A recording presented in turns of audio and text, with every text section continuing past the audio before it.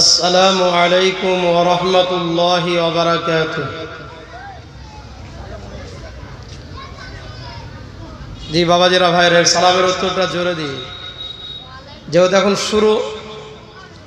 শুরুতেই যদি চুপচাপ বসে থাকি এখন তো আপনার বহুত বড় বড় বক্তা আছে, তাই না? তো প্রথমে আমরা শুরুটা ভালো করে শুরু করব। আসসালামু আলাইকুম।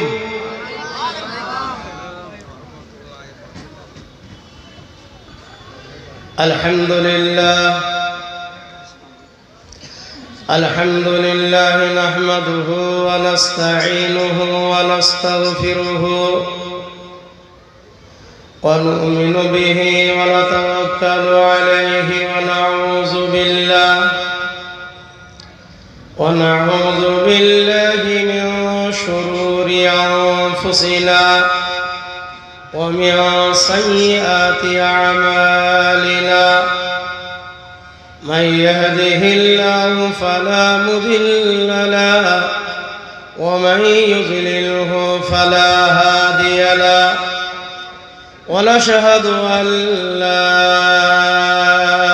إله إلا الله وحده لا شريك له ونشهد أن سيدنا وحبيبنا ومولانا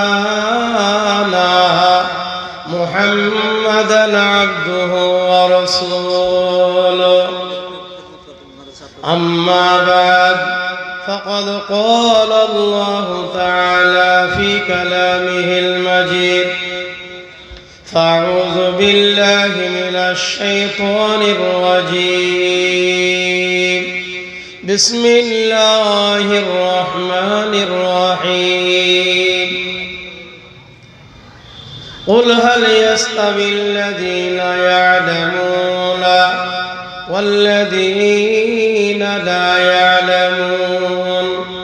وقال الله تعالى في موضع آخر: إنا نحن نزلنا الذكر وإنا له لحافظون.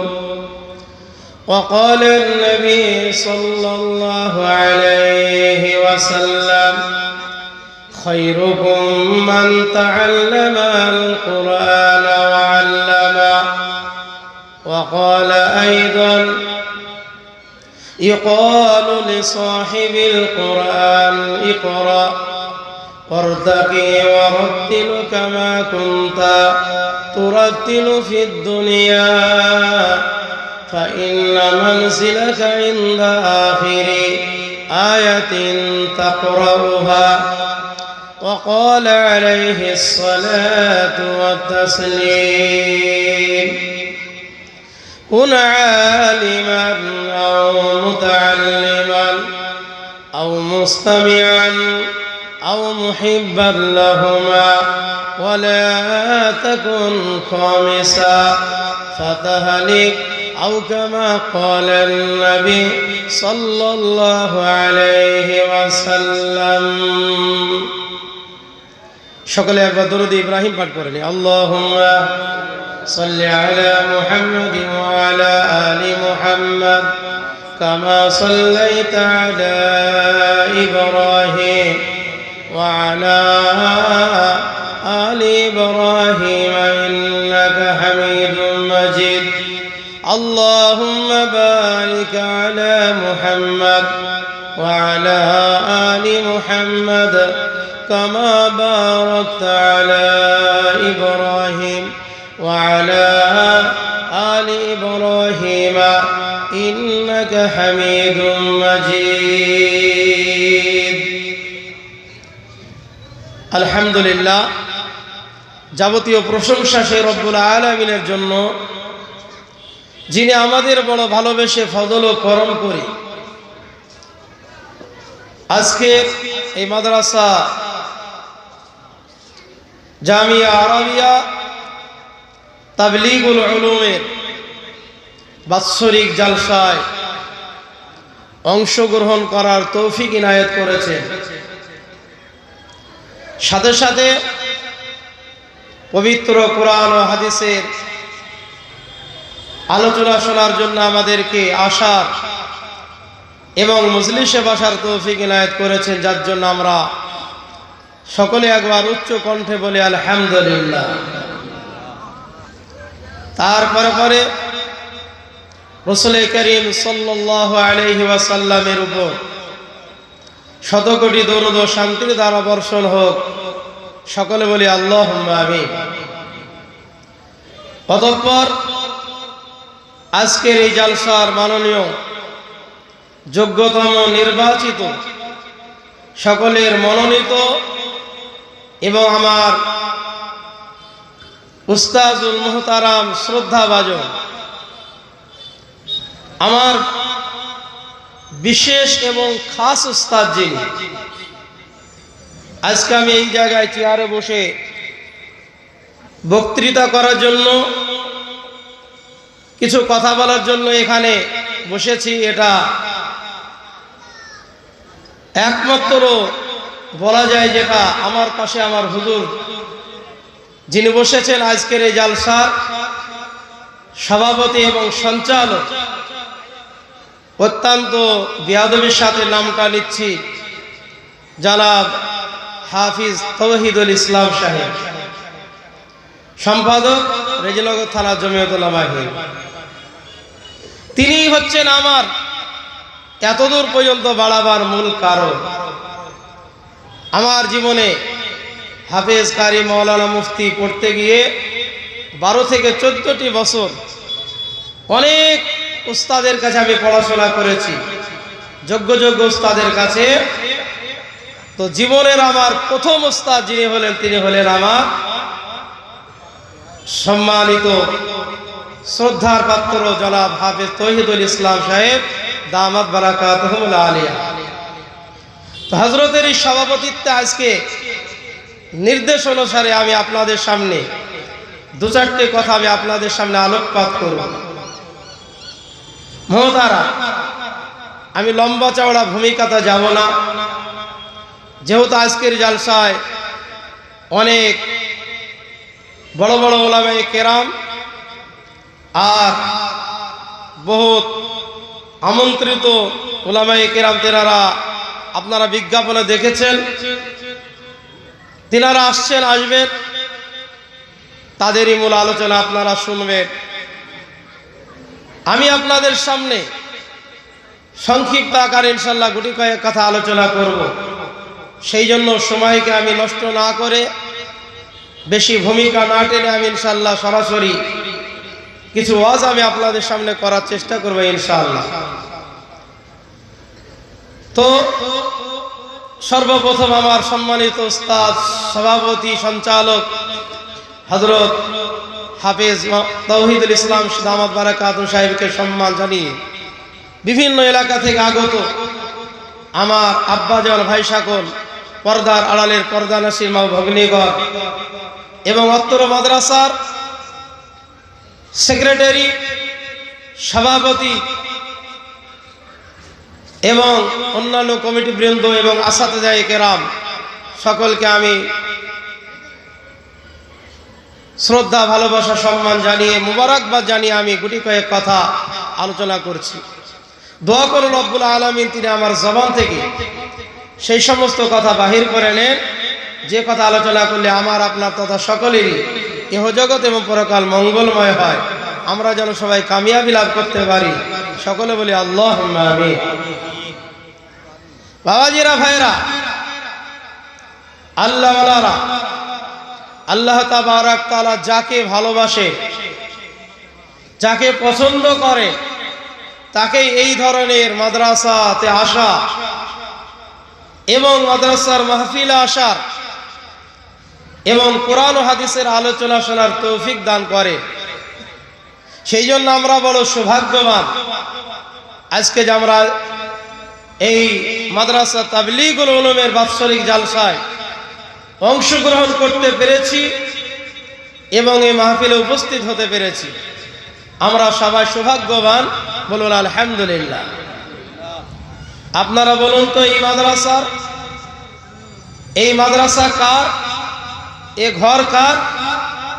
আমার আপনার নবী, কুল কায়নাতের নবী আকাই নামদা তাজদারে মদিনা আহমদে মুজতবা মুহাম্মদ মুস্তাফা, সবাই বলুন সাল্লাল্লাহু আলাইহি ওয়াসাল্লামের এটা মাদ্রাসা। সর্বপ্রথম পৃথিবীর যে প্রথম মাদ্রাসা যেটা, সেটা হলো মসজিদে নববীর সামনে ছাউনি বিশিষ্ট ঘর তৈরি করেছিলেন রাসূল সাহাবাদের নিয়ে। যে মাদ্রাসার ছাত্র ছিলেন সাহাবারা, আসহাবে সুফফা। সুফফা অর্থাৎ ছাউনি বিশিষ্ট ঘর।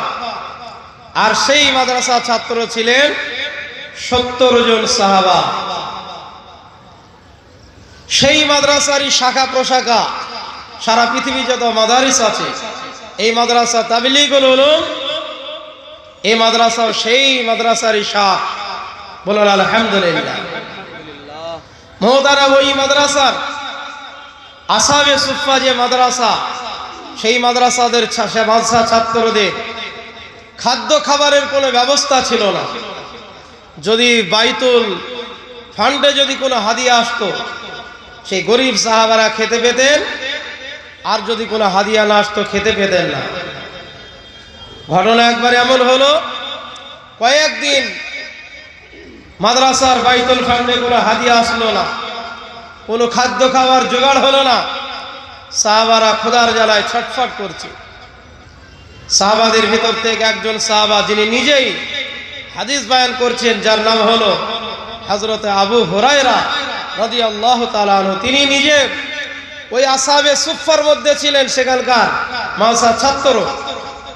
হযরত আবু হুরায়রা রাদিয়াল্লাহু তাআলা আনহু বলছেন, সেই দিন সমস্ত সাহাবা সকলেরই ভোগ লেগেছিল, যারা সেখানে থাকতো, পড়াশোনা করত, কিন্তু সব চাইতে বেশি ক্ষুধা, সব চাইতে বেশি ভোগ লেগেছিল আমাকে। কি বলছেন হযরত আবু হুরায়রা? হযরত আবু হুরায়রা ক্ষুধার জ্বালায় রাস্তায় ধুলার উপরে গড়াগড়ি খাচ্ছে। আর সবাই আসছে, হযরত আবু বকর, উমর, উসমান, আলী এরকম করে এসে আপনার এক একজন আসে আর লাথি মেরে আপনার চলে যায়। সবাই ভাবছে হয়তো মৃগী ব্যারাম হয়েছে। আরেকটু মানুষ হালকাই করেন, তো বাস মহতারাম, সবাই পায়ে করে একটা করে ঠেলা মারা চলে যায়। ভাবছে হয়তো এর মৃগী ব্যারাম হয়েছে। মৃগী ব্যারাম হলে রাস্তায় গড়াগড়ি খেত, ভালো হয়ে যেত। কেউ মনের খবর বুঝতে পারলো না যে আবু হুরায়রা কেন রাস্তায় গড়াগড়ি খাচ্ছে। তো রাসূল করিম সাল্লাল্লাহু আলাইহি সাল্লাম তিনি বুঝতে পেরে গেলেন যে আবু হুরায়রা ক্ষুধার জ্বালায় সে রাস্তায় গড়াগড়ি খাচ্ছে, কিন্তু করার কিছু নাই। দয়ার নবীর বাড়িতে খাবার নাই, তার বেটির কাছে গেলে খোঁজ নিলে তার কাছে কোনো খাবার নাই। এইভাবে করতে করতে আপনার কয়েকদিন কেটে গেল। আবু হুরায়রা রাদিয়াল্লাহু তাআলা ভাবছেন আর মনে হয় আমি বাঁচতে পারবো না। হঠাৎ তিনি লক্ষ্য করলেন যে রাসূল করিম সাল্লাল্লাহু আলাইহি ওয়াসাল্লামের কাছে এসে কোনো একজন ব্যক্তি একটি ছাগলের, নতুন ছাগল প্রথম দুধ দিয়েছে, এক পেয়ালা দুধ নিয়ে এসে হাদিয়া দিয়ে চলে গেল রাসূলের কাছে। মুহতারাম, হযরত আবু হুরায়রা ভাবলেন যে রাসূল তো বুঝতে পেরে গেছেন আমার ভোগ লেগেছে, তো আমাকে মনে হয় দুধের পেয়ালাটা প্রথমে দেবে, আর আমি দুধ পান করে পেটটা ভরে নেব। রাসূল ঠিক ডাকলেন আবু হুরায়রাকে। আল্লাহর নবী সাল্লাল্লাহু আলাইহি ওয়াসাল্লাম হযরত আবু হুরায়রাকে ইশারা করে ডাকলেন, আবু হুরায়রা এসো এসো, এইদিকে এসো, আর দুধের পেয়ালাটা নাও। আর এই যে 70 জন যে সাহাবা দেখছো, আসহাবে সুফফা, তুমি এদের ভিতরে তুমি একে একে আল আইমান ফাল আইমান, ডান দিক থেকে শুরু করো, আর 70 জন সাহাবাকে পান করিয়ে দাও। হযরতে আবু হুরায়রা রাদিয়াল্লাহু তাআলা আনহু তিনি চিন্তায় পড়ে গেলেন। আরে এক পেয়ালা সামান্য দুধ, আর এক পেয়ালা দুধ আমারই তো পেট ভরবে না। আর নবীজি আবার আমাকে ভাগ করতে বললেন, আর নিয়ম হলো যে ভাগ করবে সে সবার শেষে পাবে। আল ফাজিলুল কাসিম, ভাগ করার পরে যদি বেড়ে যায় ওই বাড়তিটা হবে বন্টনকারের জন্য। হযরত আবু হুরায়রা টেনশন হয়ে গেল, সামান্য এক পেয়ালা দুধ 70 জন সাহাবাকে যদি আমি খাওয়াই, সবাইকে যদি পান করাই, তাহলে দুই একজনে খেয়ে ফেলবে, আমার পর্যন্ত দুধ আর পৌঁছাবে না। কিন্তু দয়ার নবীর আদেশ মানতে হবে। তাই হযরত আবু হুরায়রা মাজা খাড়া করে উঠে গেলেন আর দুধের পেয়ালাটা নিলেন। নেওয়ার পরে এবার ডান দিক থেকে শুরু করে দিলেন। প্রথম জন সাহাবাকে দিয়ে বললেন, দুধ পান করো। ওই সাহাবা ঠুটে ধরে এবার তৃপ্ত সহকারে পেট ভরে দুধ পান করে ফেললেন। তারপরে আপনার দ্বিতীয় জন সাহাবাকে দেওয়া হলো, ওই সাহাবা পেট ভরে দুধ পান করলেন। তৃতীয় জন সাহাবাকে দেওয়া হলো, সেও পেট ভরে পান করে ফেললেন। এইভাবে করতে করতে 70 জন সাহাবা আপনার পেট ভরে দুধ পান করে ফেললো। কিন্তু খোদার কসম, ওই পেয়ালার ভিতরে যতটা দুধ ছিল ততটাই থেকে গেল, সামান্য পর্যন্ত দুধ কম হলো না। জোরে বলুন সুবহানাল্লাহ। আল্লাহর নবী এবার হযরতে আবু হুরায়রাকে ডেকে বললেন, ও আবু হুরায়রা, এসো এসো, তুমি এবার এই পেয়ালাটা নেওয়ার দুধ পান করো। হযরতে আবু হুরায়রা এবার দুধের পেয়ালাটা ঠোঁটে লাগিয়ে তৃপ্ত সহকারে প্রথমবারে পেট ভরে পান করেছেন। তারপরে এবার ঠোঁট থেকে পেয়ালাটা ছেড়ে দিলেন। নবীজি বললেন, আবার পান করো। ইশরিফ, আবার হযরতে আবু হুরায়রা ঠোঁটে লাগালেন, আবার পান করলেন। নবীজি বললেন, আবার পান করো। আবার পান করলেন। আবার নবীজি বলছেন, আবার পান করো।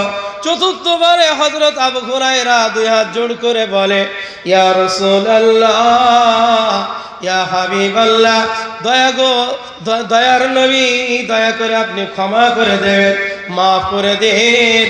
আমি আবু হুরায়রার দ্বারায় আর দুধ খাওয়া সম্ভব নয়। সুবহানাল্লাহ। কিন্তু মুহতারাম দোস্ত, বুজুর্গ, আজিজ, তখনও ওই দুধের পেয়ালা থেকে সামান্য দুধ কম হয়নি। দুধের পেয়ালায় যতটা দুধ ছিল ততটাই থেকে গেল।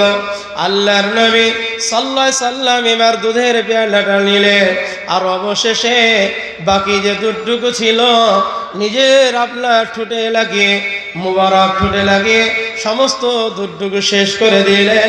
বলুন সুবহানাল্লাহ। তারা সে আসহাবে সুফফা, সেখান থেকে আপনার মাদ্রাসা শুরু হয়েছে।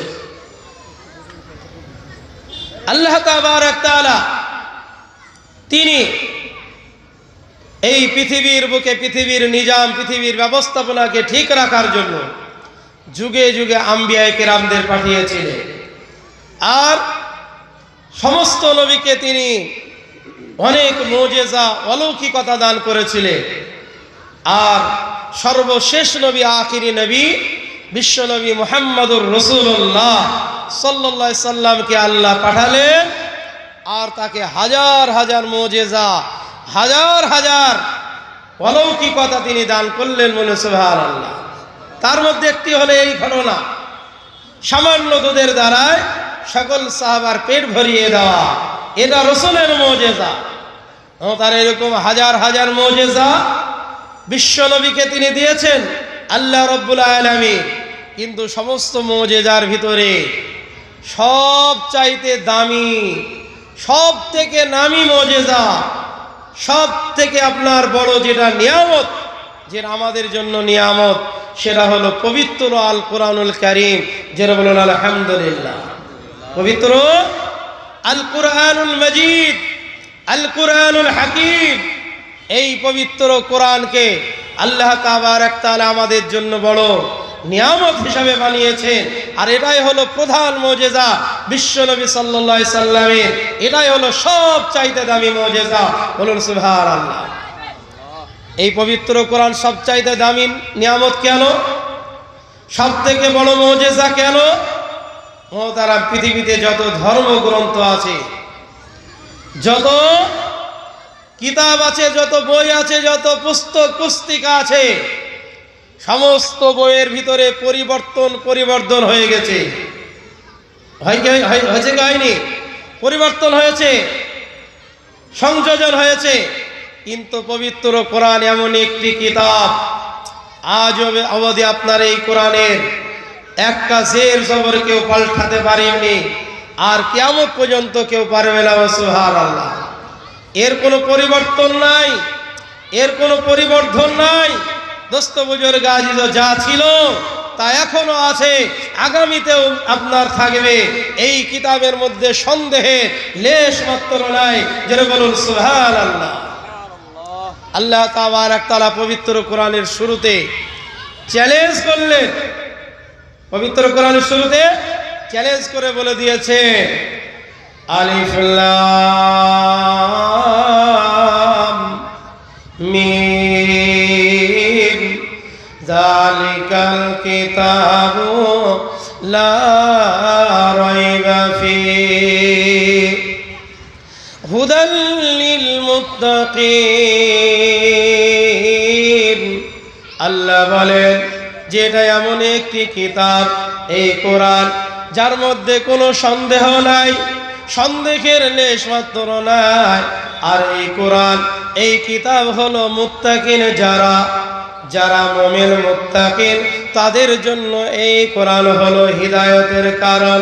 এই কোরআন তাদেরকে সঠিক পথ দেখিয়ে দেবে, যাদের আপনার আল্লাহর ভয় আছে অন্তরে, আখিরাতের ভয় আছে, তারা তো আল্লাহ রাব্বুল আলামিন বলেন এই কোরআন তাদেরকে মেন গন্তব্যস্থলে পৌঁছিয়ে দেবে।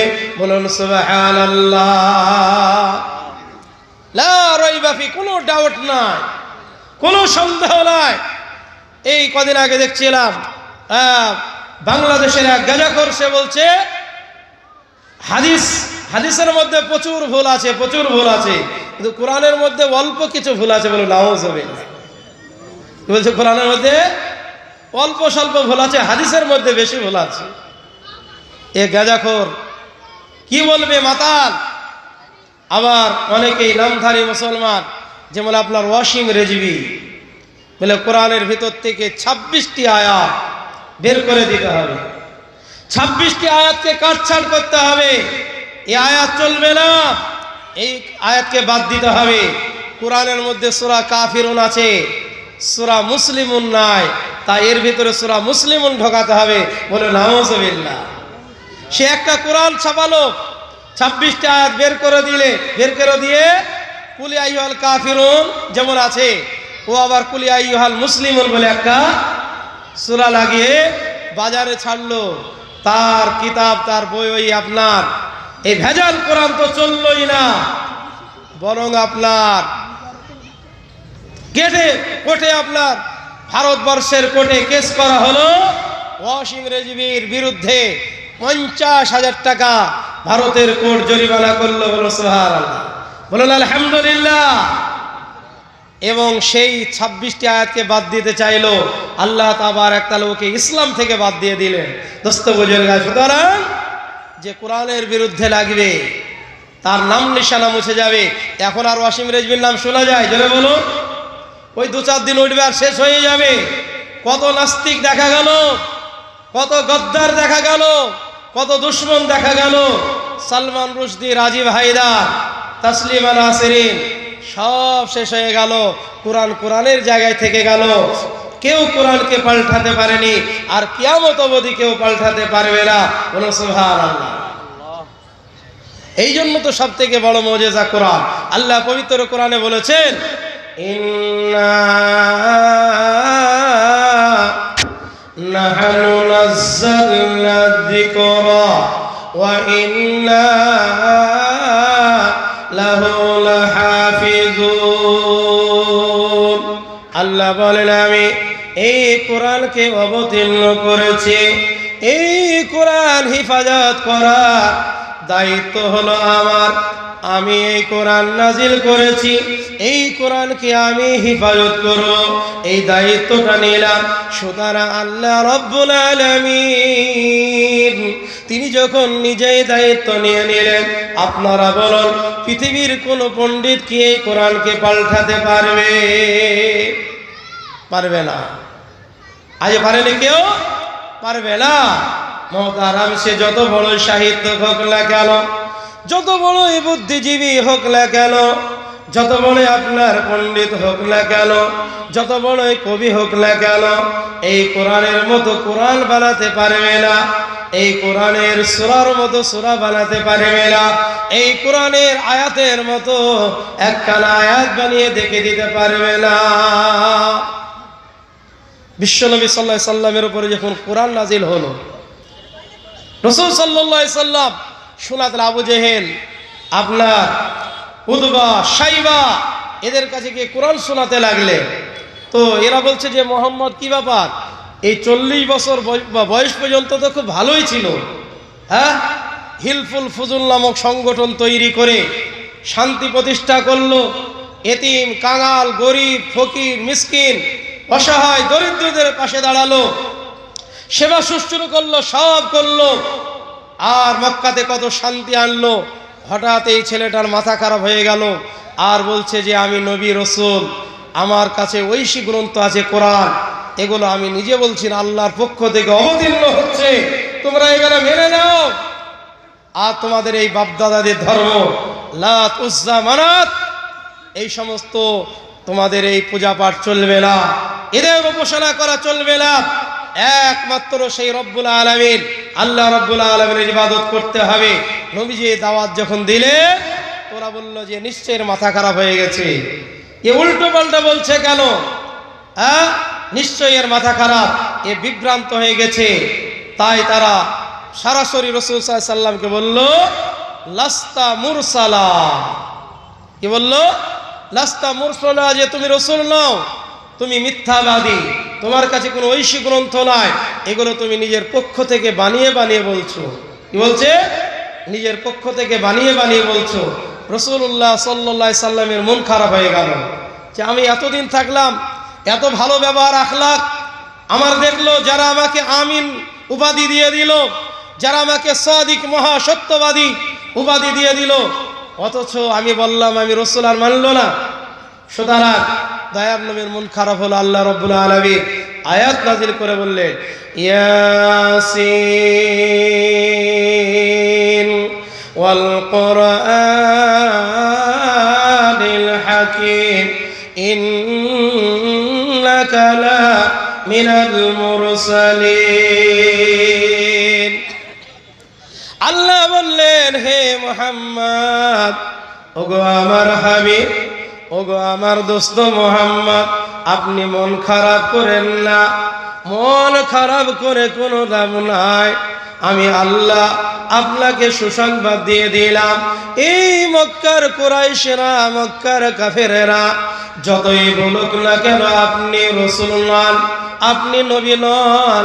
আর আমি আল্লাহ নিজেই সাক্ষী দিয়ে বলি, আমি এই কোরআনে হাকিমের কসম খেয়ে বলে, এই কোরআনে হাকিমের শপথ করে বলে, ইন্নাকা লামিনাল মুরসালিন, নিশ্চয় অবশ্যই আপনি হলেন একজন রাসূল।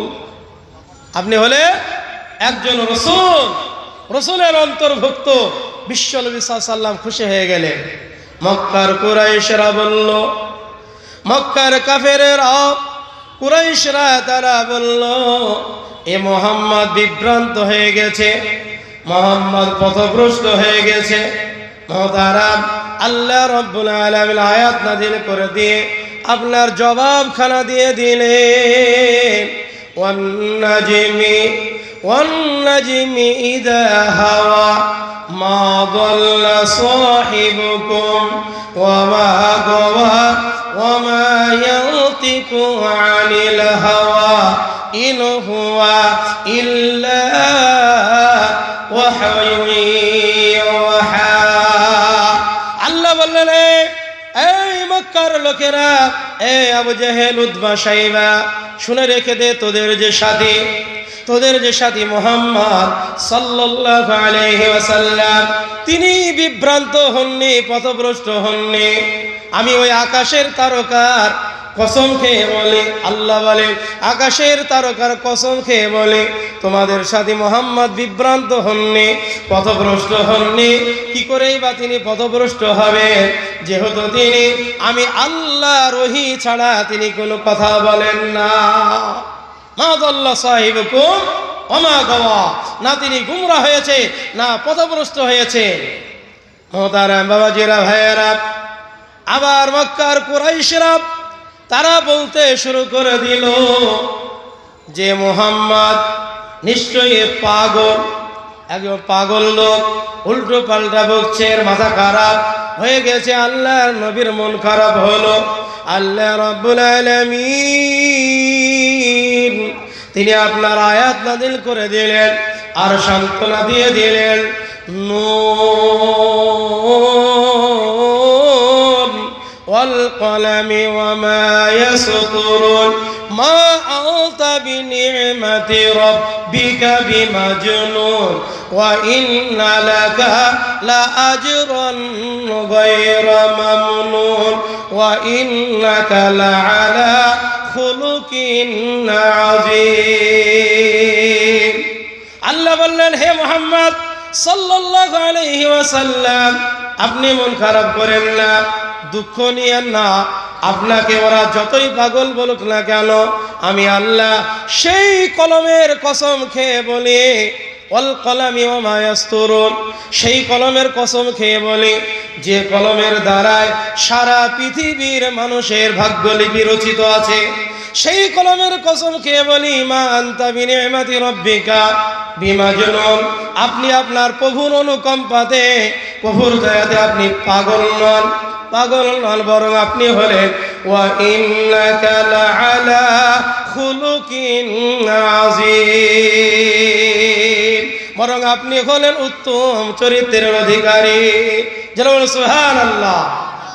বিশ্বনবী ছিলেন উত্তম চরিত্রের অধিকারী, তার মতো চরিত্র পৃথিবীর আর আজ পর্যন্ত কারো হয়নি, আর কিয়ামত পর্যন্ত কারো হবে না। বিশ্বনবীর চরিত্র কি ছিল? হযরত আয়েশা রাদিয়াল্লাহু তাআলা আনহা বলছেন, কানা খুলুকুহু আল কুরআনুল আযীম, বিশ্বনবীর চরিত্র ছিল পবিত্র কোরআনুল কারীম। অর্থাৎ কোরআনুল কারীমের যে নির্দেশ, যে হুকুম হাকাম আল্লাহ নাজিল করেছে, দয়ার নবীর মাথা থেকে পা পর্যন্ত তাকালে গোটা কোরআনের জেরক্সটা ভেসে উঠতো, মনে হচ্ছে যেন কোরআনটা বাস্তবে আপনার দেখা যাচ্ছে। বলো সুবহানাল্লাহ। এ টু জেড তিনি আপনার মেনে চলতেন কোরআনের হুকুম। যেন বলুন সুবহানাল্লাহ। বাবাজিরা, ভাইয়েরা, আল্লাহ ওয়ালারা, সেই নবীজির আপনার চরিত্রটা যেটা উত্তম চরিত্রের অধিকারী যে ছিলেন, সেই উত্তম চরিত্রটা কি ছিল? আমি এ লম্বা চওড়া বলতে গেলে তো আপনার 5-7 ঘন্টা দরকার। আমি ছোট করে খালি হাদিসটা বলছি, নবীর চরিত্র কি ছিল সংক্ষেপে। বিশ্বনবীর চরিত্র ছিল সিলমান কতাআকা ওয়াফু আম্মান যালামাকা ওয়া আহসিন ইলা মান আসাআ ইলাই।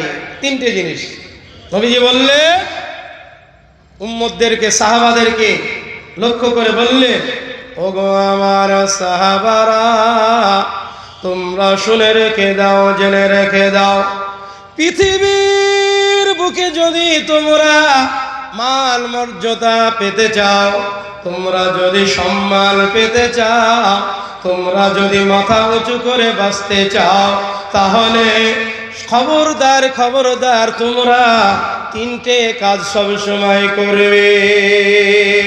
কয়টি যেন বলো? 3টে কাজ যদি, 3টে গুণ যদি তোমার ভিতরে তোমরা যদি নিজেদের ভিতরে আনতে পারো, তাহলে অবশ্যই অবশ্যই তোমাকে কেউ খারাপ বলবে না, কেউ তোমাকে কটু কথা বলবে না, কেউ তোমাকে খারাপ বলতে পারবে না।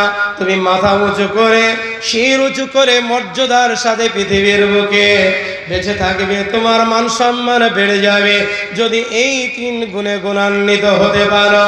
নাম্বার 1, সিলমান কতাআকা, ও আমার সাহাবারা শুনে রেখে দাও।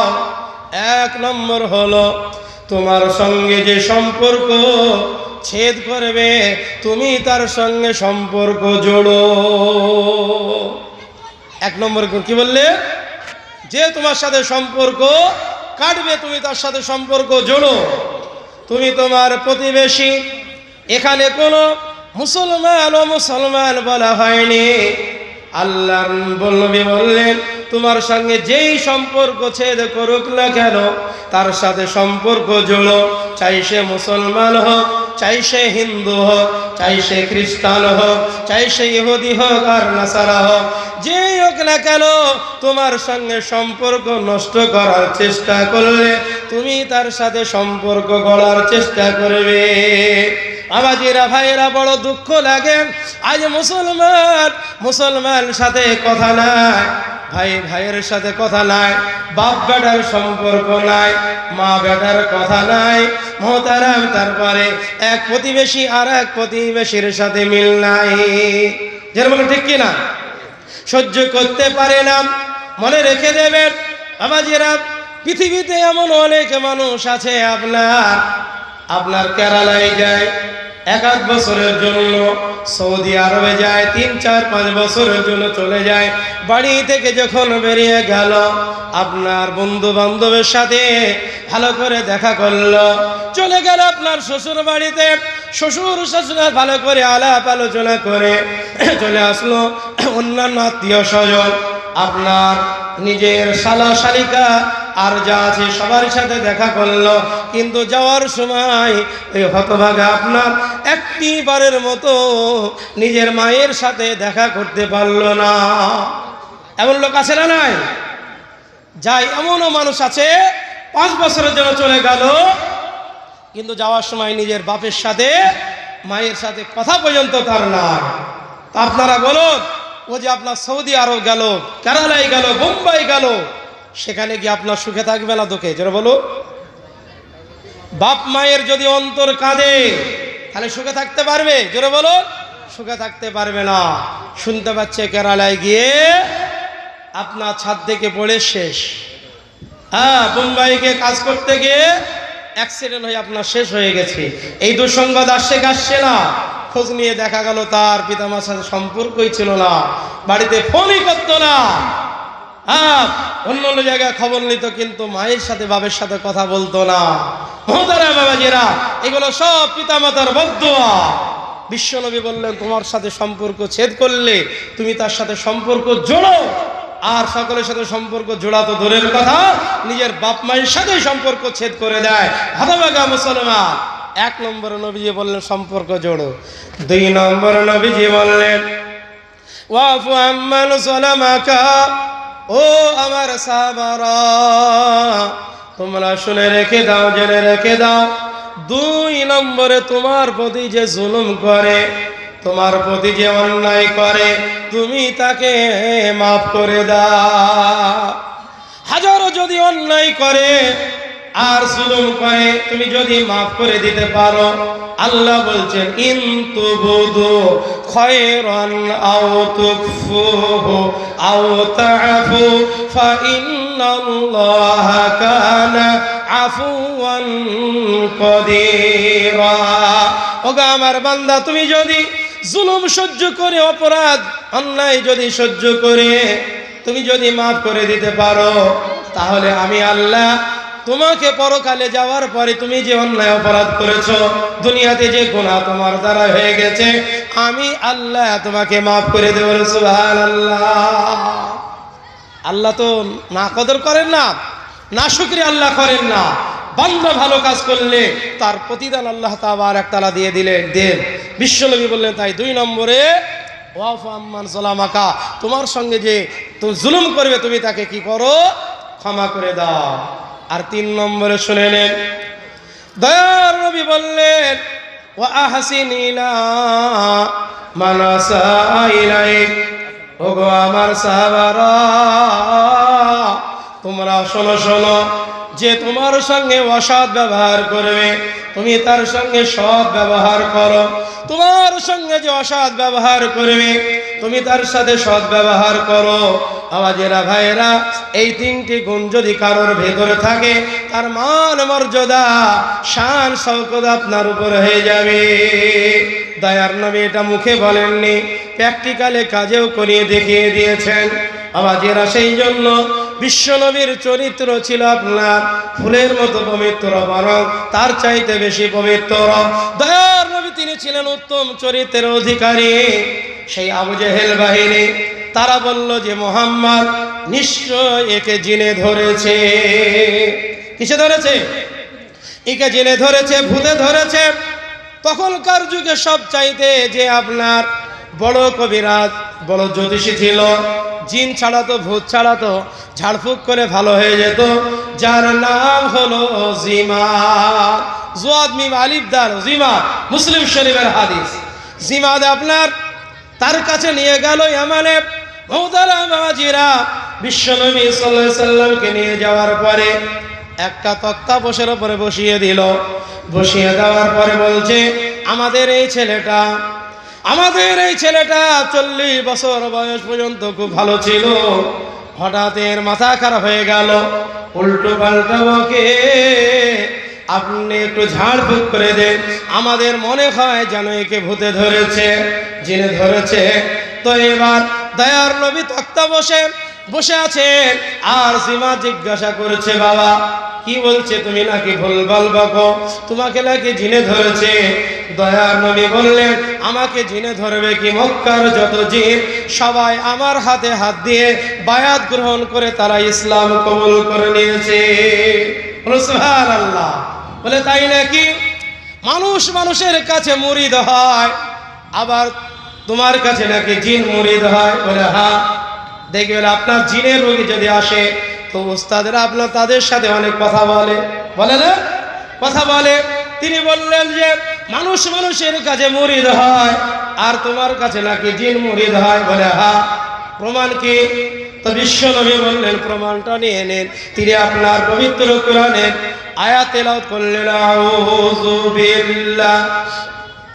أعوذ بالله من الشيطان الرجيم بسم الله الرحمن الرحيم قل أوحي إلي أنه استمع نفر من الجن فقالوا إنا سمعنا قرآنا عجبا يهدي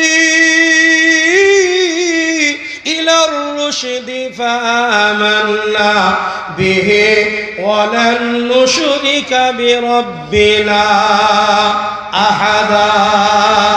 সূরা জিন তেলাওয়াত করতে শুরু করে দিলেন। জিমাদ এবার হতবাক হয়ে গেল।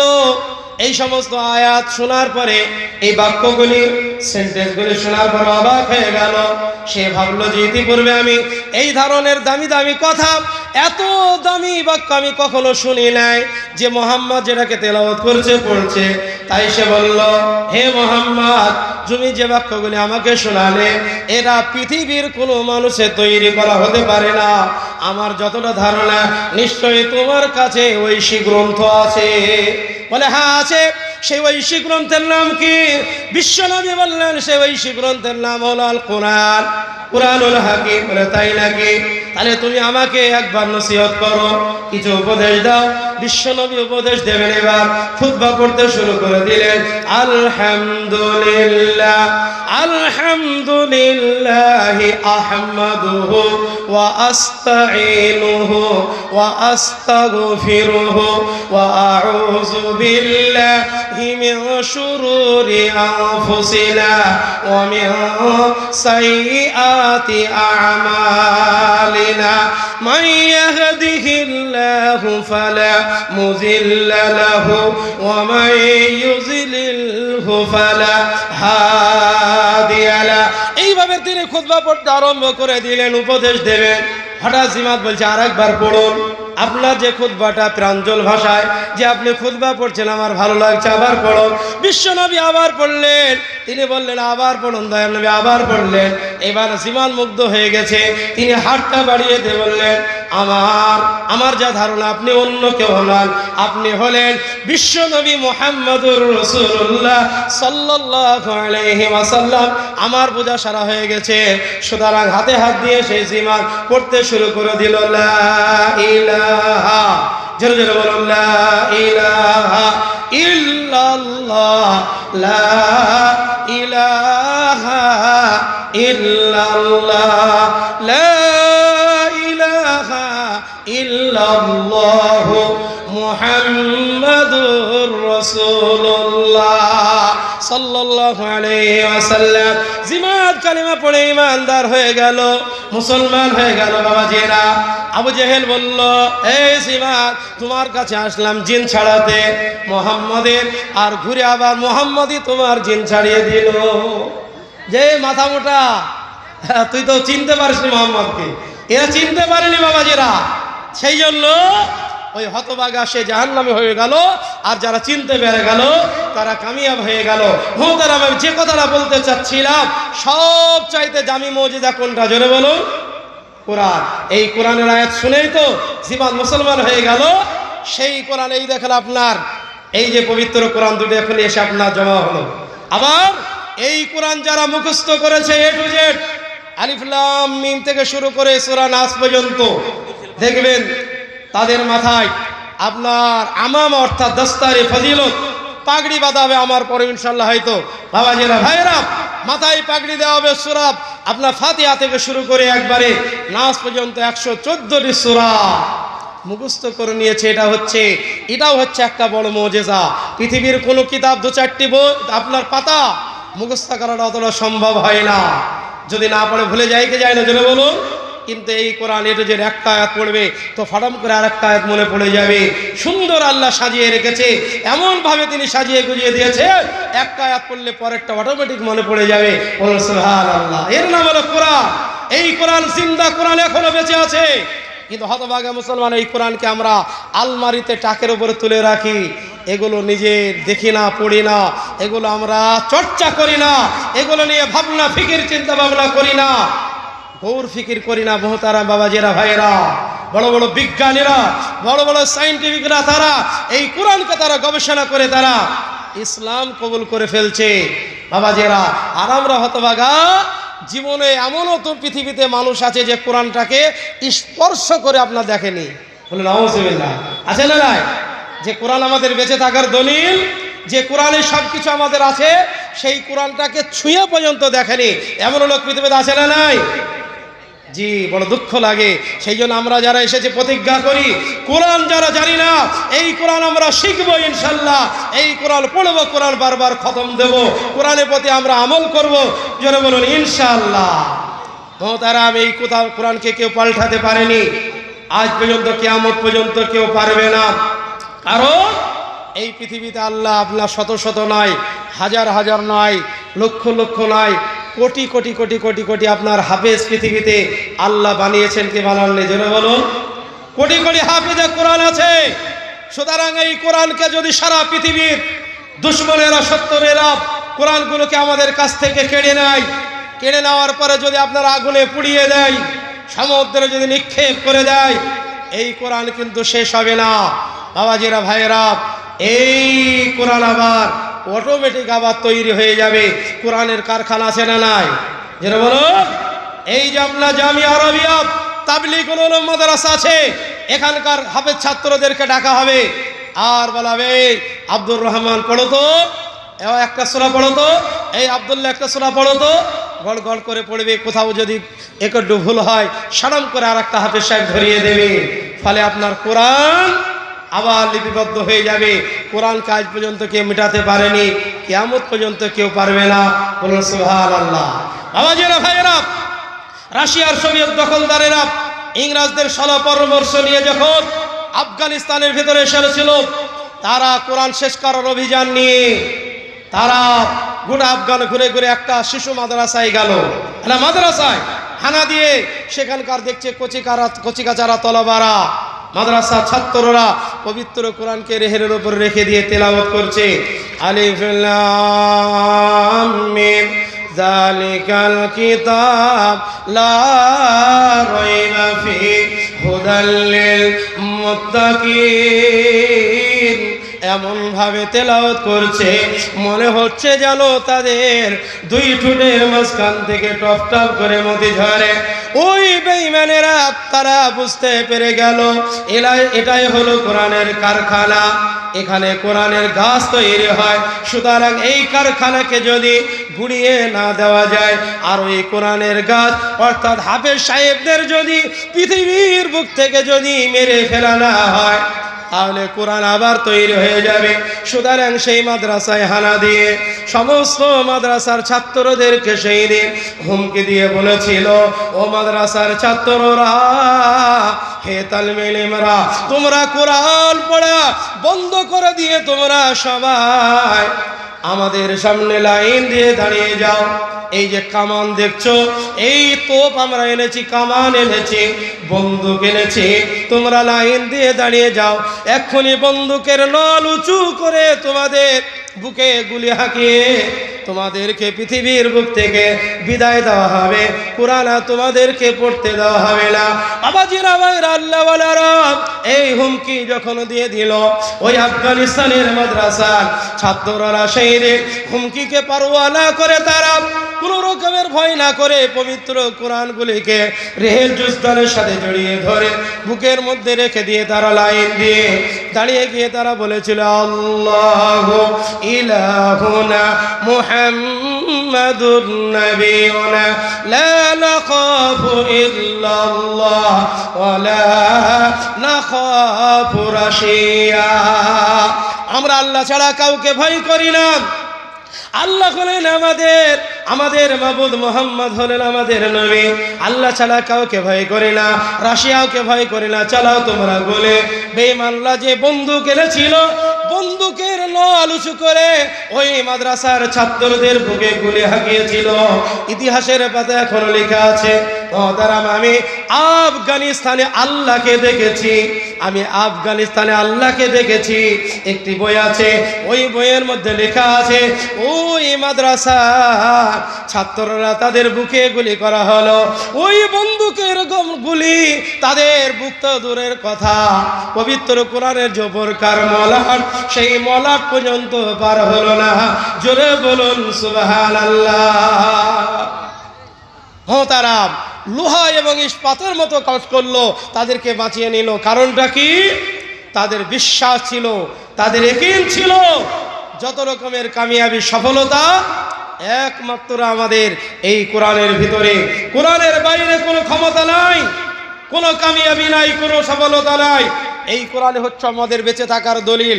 তাই কোরআনকে আমরা আপন বানিয়ে নেব। সেই জন্য তারা মাথা উঁচু করে বেঁচেছিল, তাদেরকে শেষ করতে পারেনি, খতম করতে পারেনি। বাবাজিরা, ভাইয়েরা, আল্লাহওয়ালারা, সেই কোরআন আমাদের কাছে এখনো আছে। এই কোরআনকে যদি আমরা আপন বানাতে পারি তাহলে আমরা মাথা উঁচু করে বাঁচতে পারবো কি পারবো না? জেনে বলো, আমরা বাঁচতে পেরে যাব।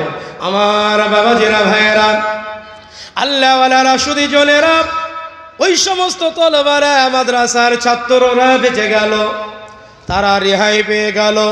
বন্দুকের গুলি তাদের কিছুই হলো না।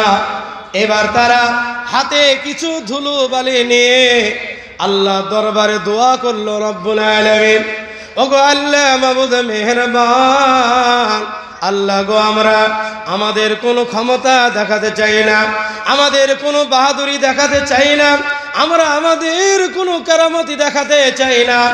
আমাদের খালি একটাই দাবি, তোমার যে কোরআন, সেই কোরআনের যে পাওয়ার, যে ক্ষমতা, সেই ক্ষমতার বহির প্রকাশ তুমি ঘটিয়ে দাও।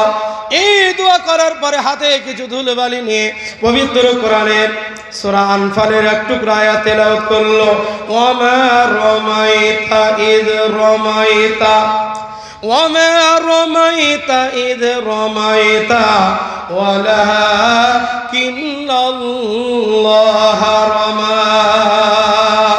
একটা তেলাওয়াত করার পরে ওই ধুলোবালিগুলো তারা যে যুদ্ধের ট্যাঙ্ক এনেছিল, ট্যাঙ্কে ছুড়ে দিল। আর নিমেষের মধ্যে ওই ট্যাঙ্কে আগুন লেগে গিয়ে নিমেষের মধ্যে পুড়ে সারকার হয়ে গেল।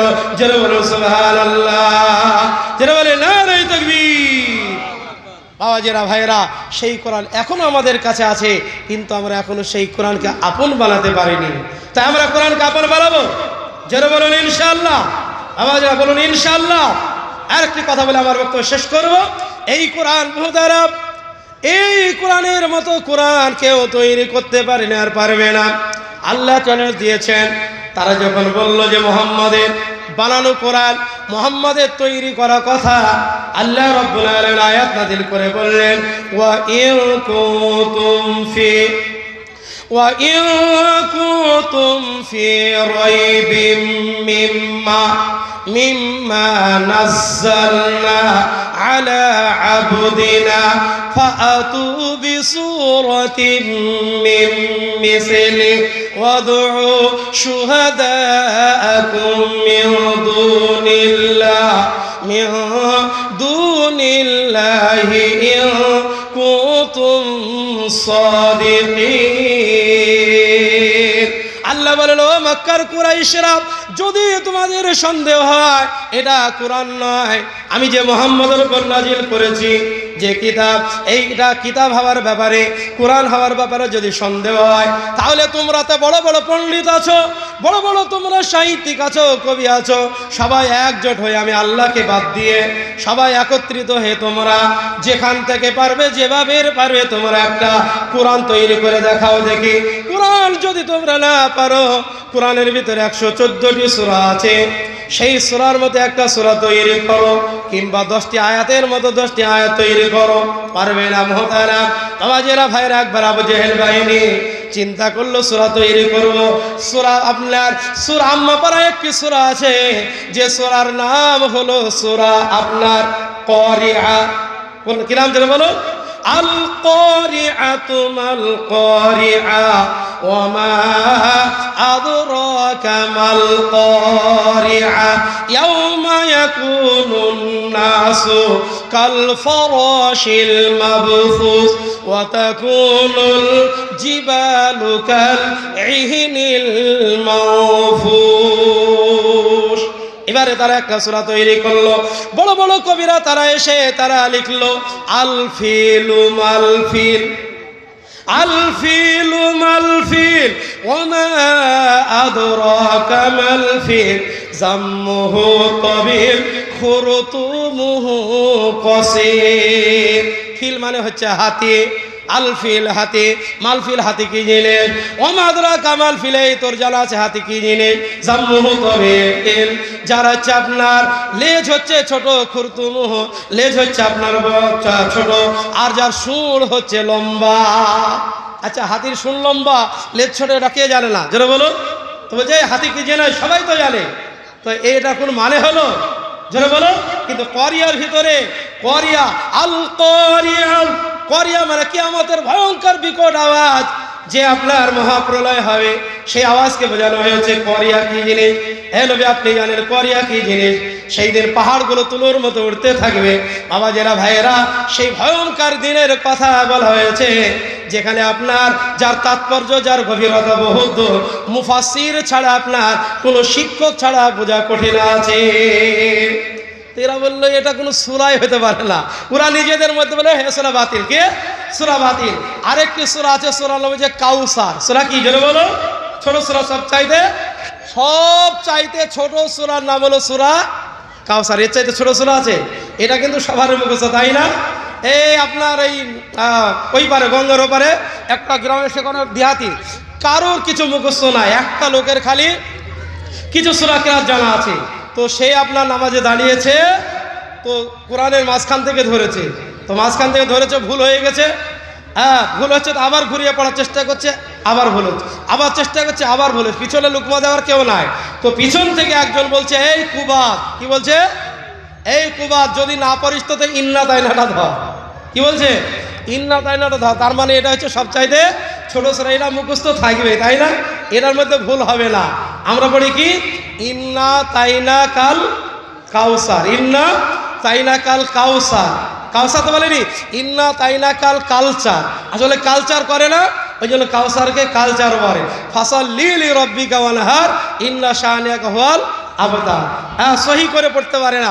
দোস্ত বুজুর্গ আজিজো, এই সূরাটা চ্যালেঞ্জ দিলেন আল্লাহ, ইন্না আ'তাইনাকাল কাউসার ফাসাল্লি লিরাব্বিকা ওয়ানহার ইন্না শানিআকা হুয়াল আবতার। এই সূরা দিয়ে চ্যালেঞ্জ দিলেন। বড় বড় সাহিত্যিকরা এসে তারা যখন দেখলো কাবা ঘরে এই সূরা লিখে টাঙানো আছে, তারা দেখার পরে চক্ষু চড়ক গাছ, আরে অবাক হয়ে গেল, যেটা এমন একটি সূরা, এমনই বাক্য, এই বাক্য পৃথিবীর কোনো মানুষের হতে পারে না। বড় বড় কবিরা গবেষণা করে বলল এটা পৃথিবীর কোনো মানুষের তৈরি করা কথা নয়, তাই তারা সূরা বানাতে পারলো না। ওই সূরার শেষে একটা বাড়তি বাক্য তারা লিখে দিল, সেটা হলো লাইসা হাযা কালামুল লিল বাশার, মিলিয়ে দিল।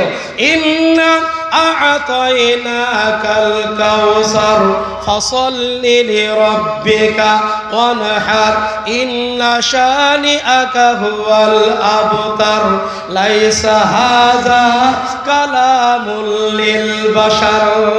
যার মানে হলো এটা কোনো মানুষের তৈরি করা কথা নয়। সুবহানাল্লাহ, এটা কোনো মানুষের তৈরি কথা নয়। এই কথাটা লিখে দিয়ে ছন্দে মিলিয়ে দিয়ে তারা পালিয়ে গেল। সকালবেলায় আবু জাহেল বাহিনী গেল, গিয়ে দেখছে লাইসা হাযা কালামুল লিল বাশার, বাস তার মুখ চুল হয়ে গেল। আরে গাধারা করেছে কি রে, হায়ার করা প্লেয়ার এসে ওকে হারিয়ে দিয়ে চলে গেল। কেউ সূরা তৈরি করতে পারেনি, আর কিয়ামত পর্যন্ত কেউ পারবেও না। বলো সুবহানাল্লাহ। সেই জন্য বাবাজিরা, ভাইয়েরা, আল্লাহ আমরা বড় সৌভাগ্যবান, আমরা বড় ভাগ্যবান আজকে যে আমরা এমন একটি জায়গায়, এমন একটি প্রতিষ্ঠানে আমরা এসেছি, জালসায়, বাৎসরিক জালসায়, যেখানে কোরআনের শিক্ষা হয়। সেই সব চাইতে দামি মুজিজা, সেই কোরআনের হাফেজ সাহেবদের মাথায় আজকে পাগড়ি দেওয়া হবে। আমি আর লম্বা চওড়া বয়ান বক্তৃতা করব না। দোস্ত বুজুর্গ আজিজো, আজকে জালসার যিনি মূল আকর্ষণ, আপনাদের কাছে আসবে আমাদের সারা ভারত বিখ্যাত বক্তা এবং সকলের প্রিয় কাছের মানুষ, কাজের মানুষ, এবং আমার খুবই প্রিয় এবং যার বক্তৃতা শুনে শুনে আপনার সবাই বক্তব্য করছে, এবং আপনার যত কালেকশনকারী আদায়কারী বক্তা আছে, এমন কোনো বক্তা নাই যে এই হুজুরের আপনার হুজুরের নকল করে আর হুজুরের আপনার মুখস্থ আপনার না করে সে নিজে আদায় করে। সব এইখান থেকে আপনার শিকার, এখান থেকে আপনার সব ধার করা মাল, তাই না বাবাজিরা, ভাইয়েরা, আল্লাহওয়ালারা? কিন্তু হুজুর কারোর কাছ থেকে ধার করেননি। মেন হচ্ছে হুজুর, আসল হুজুর। আর নকল কিন্তু গাদা বেরিয়ে গেছে। নকল আছে একটা, মুর্শিদাবাদের মধ্যে অরিজিনাল নকল আছে, তাও কিছুটা পার্থক্য আছে, আজিজুল হক নাই। কিন্তু দোস্ত বুজুর্গ আজিজও অনেকে আপনার পাগল হয়ে যায় আজিজুল শুনে, আর আসলটা শুনলে আরও বেশি পাগল হয়। তো হুজুর এখন আমাদের সামনে আসবে। এই মাদ্রাসার তিনি বর্তমান আপনার স্থায়ী সভাপতি, মাদ্রাসার যোগ্য সভাপতি হওয়া দরকার। তো আলহামদুলিল্লাহ, ভারত বিখ্যাত আপনার আলিম মাওলানা কারি ইয়াসুল্লাহ হায়াতি সাহেব দামাত বারাকাতুহুল আলিয়া এই মাদ্রাসার সভাপতি। সেই জন্য আমরা খুব গর্বিত, আলহামদুলিল্লাহ এই মাদ্রাসার সভাপতি তিনি। বর্তমানে এই মাদ্রাসার পরিচালন কমিটি জনাব নওশাদ সাহেব, তিনার আব্বাজান ছিলেন মুবারক সাহেব, আল্লাহ তাবারাক তাআলা তার কবরটিকে নূরে ভরে দিক। আমি তার বাড়িতে আমি যখন এই মাদ্রাসায় পড়তে আসি, প্রথম আমি এইখানকারই ছাত্র, জয়নগর গ্রামে মক্তবে যখন পড়তে যাই, এখানে